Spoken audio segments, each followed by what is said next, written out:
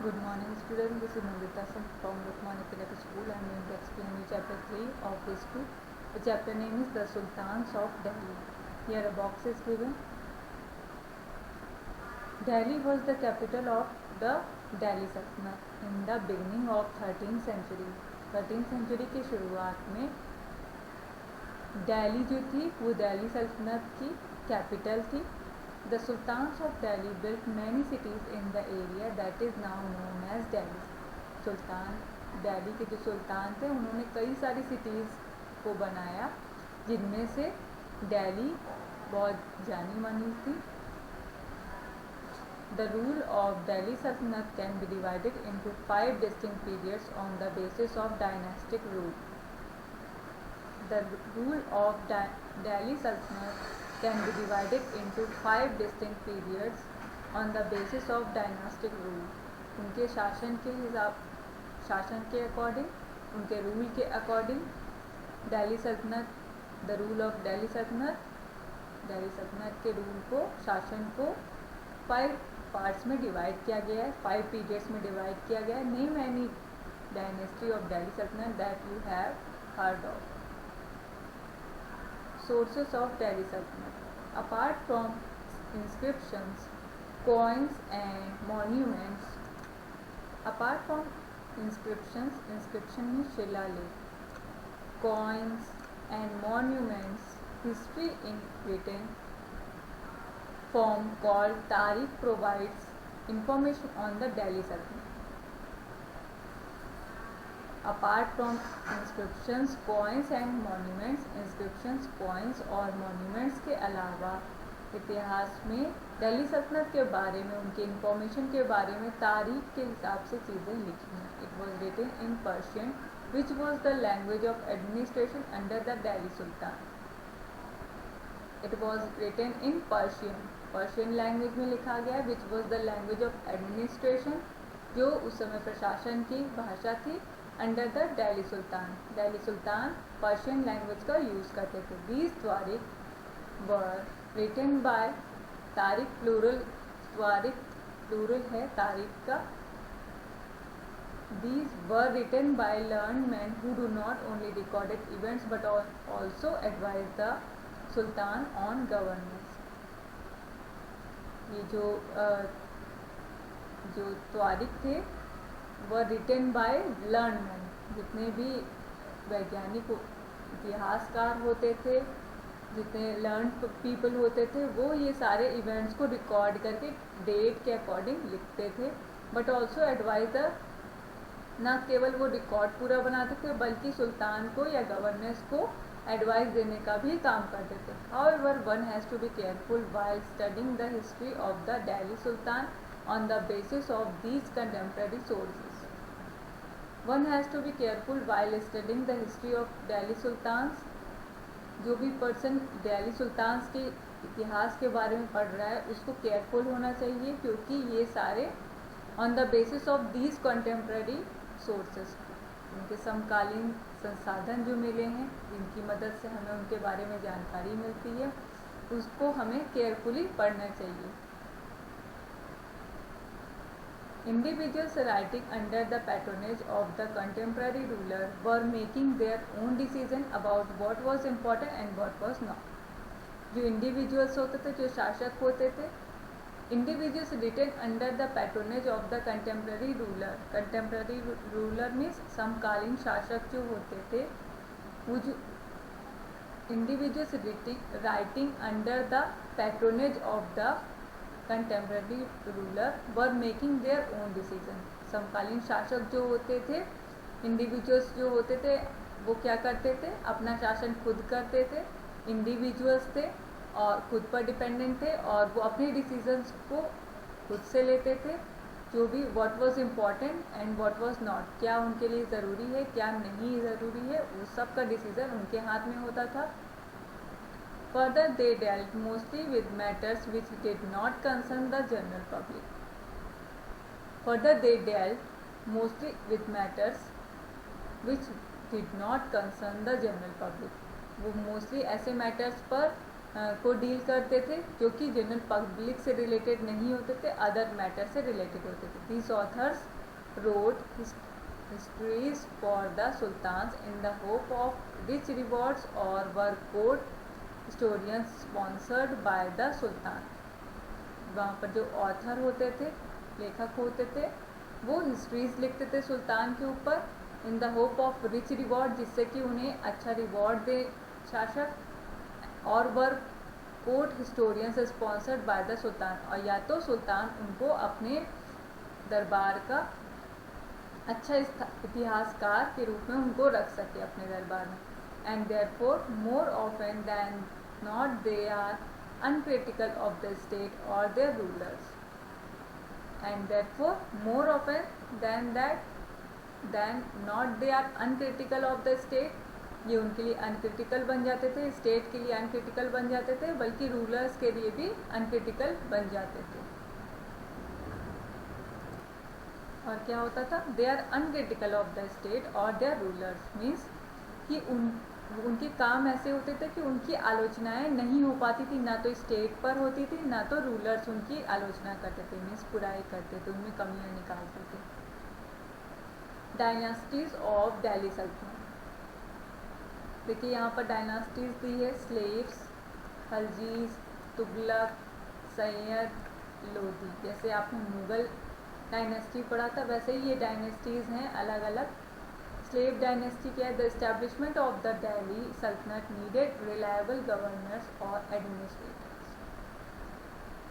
जब the establishment of the Delhi सल्तनत का जब इस्टेब्लिशमेंट हुआ, विकास हुआ, तो उनको रिलायबल योग्य गवर्नर्स और एडमिनिस्ट्रेटर यानी प्रशासक चाहिए होते थे. Mohammad Ghori had no sons, so he nurtured slaves like his sons.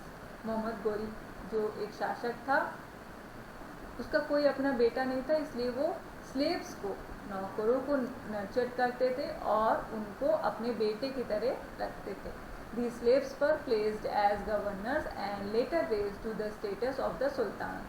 ये सारे जो स्लेव्स होते थे वर प्लेस्ड एज गवर्नर, उनको गवर्नर की पोस्ट दी जाती थी और बाद में उनको सुल्तान बनाया जाता था.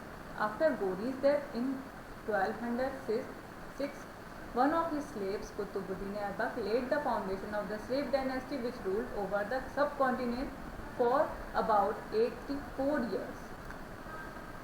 मोहम्मद गोरी की डेथ के बाद, जो कि 1206 ईयर्स में हुई थी, एक स्लेव था जिसका नाम था कुतुबुद्दीन ऐबक. उसने स्लेव डायनेस्टी का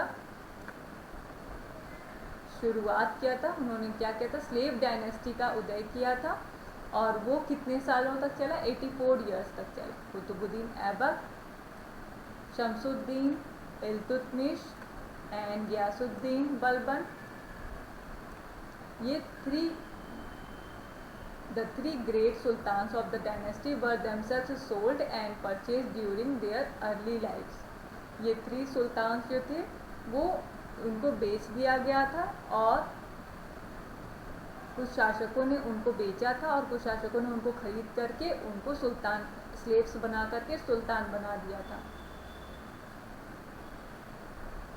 In 1236, Razia, the daughter of Iltutmish, became the Sultan of the Delhi Sultanate. The chronicler of this period, Minhaj-uz-Siraz, says that she was more able and qualified than all her brothers.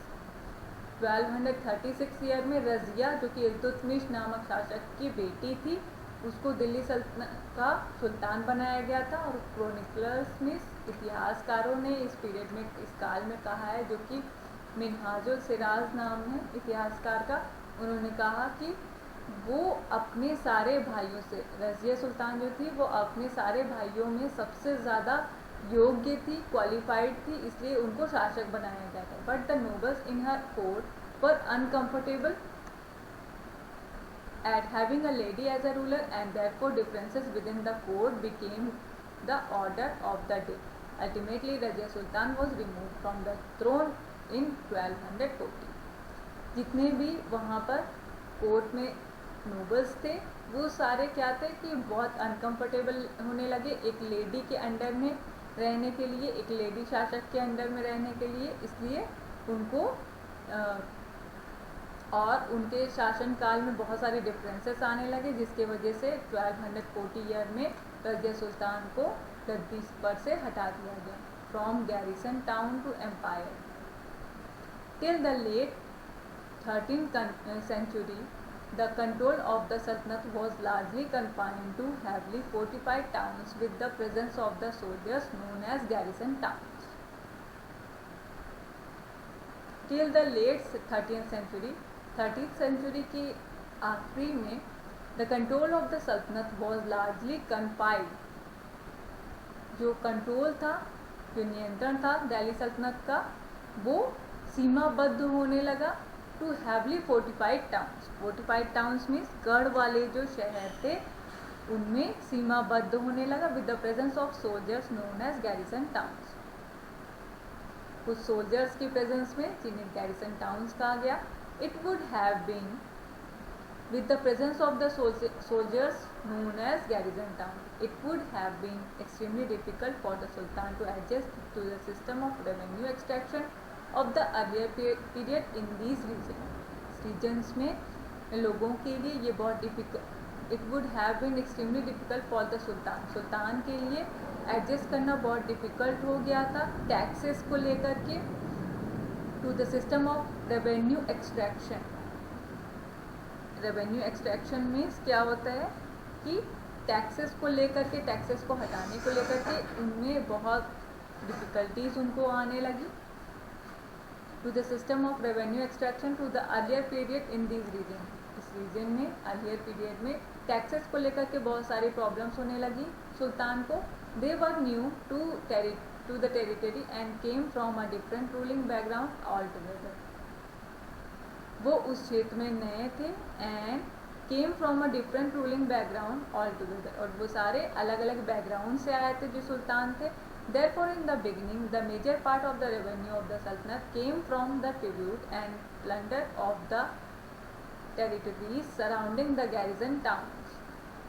और क्या हुआ? Therefore, in the beginning, इसलिए क्या हुआ कि शुरुआत में the major of part of the revenue of the Sultanate, Delhi सल्तनत का जो मेजर पार्ट था टैक्सेस को लेकर के, came from the tribute and plunder of the territory surrounding the garrison towns, इसलिए वो सारी चीज़ें गैरिसन टाउन्स के अंडर में आने लगी, उनके चारों ओर होने लगी।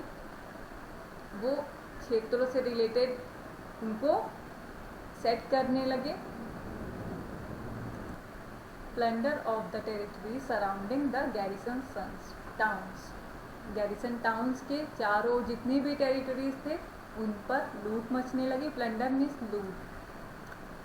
The accession of Balban in around 1265 provided the sultanate with an iron build ruler who aimed at consolidating the hinterlands of the garrison towns for constant extraction of revenue and resources. Consolidating means होता है gathering, इकट्ठा करना। 1265 year में जब बलबन राजगद्दी पर बैठे, provided the sultanate with an iron ruler,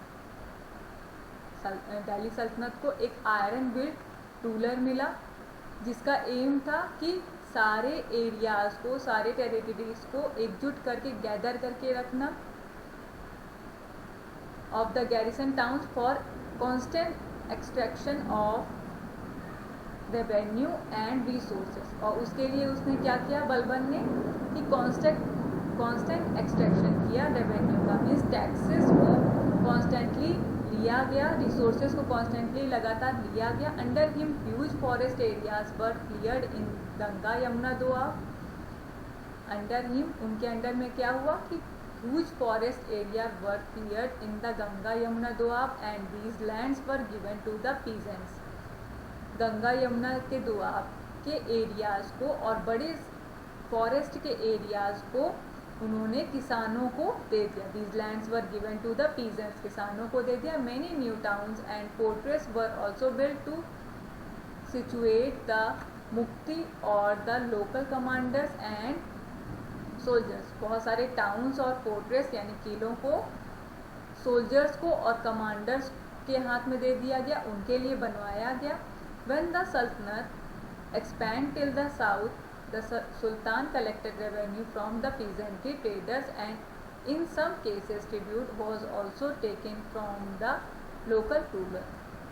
और जब सुल्तान का राजकाज काफ़ी बढ़ गया तो उन्होंने क्या किया, जब साउथ एरिया तक उसने कवर कर लिया तो सुल्तान ने टैक्सेस को लेना शुरू कर दिया, किससे, किसानों से, ट्रेडर्स से, और and in some cases tribute was also taken from the local ruler, और जो लोकली उनके शासक थे उनसे भी उन्होंने कर लेना शुरू कर दिया। Balban was succeeded by weak ruler, hence the throne of Delhi was taken over by the Khilji.